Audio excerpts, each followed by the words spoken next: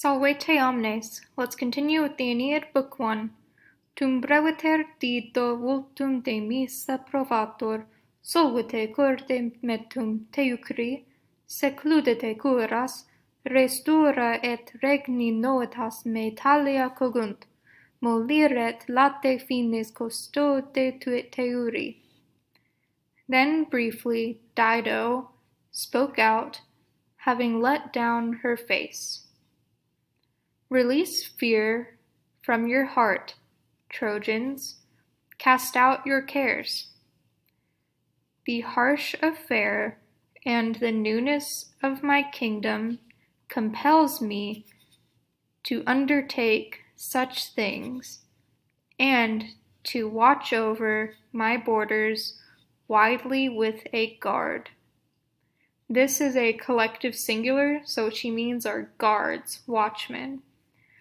Now she's telling them, don't be afraid. So she's saying, I'm not going to be hostile, cast out the fears.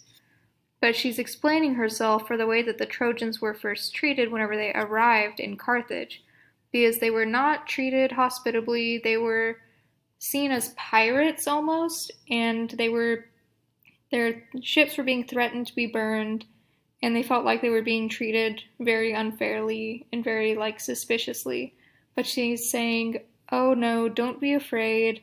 I had to do this, and I'm kind of sorry for it. The newness of my kingdom compelled me, the harsh affair, and it compels me to undertake such things, meaning the watchfulness, the high security of her kingdom, and to look at my borders, the boundaries of Carthage, widely with a guard, with guardians.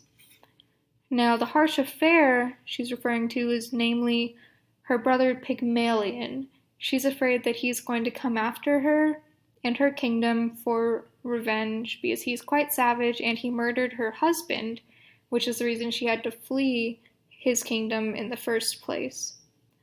So she's saying that she has to keep a close watch on the shores and take these measures to make sure that she and the Carthaginians are safe from Pygmalion and other threats.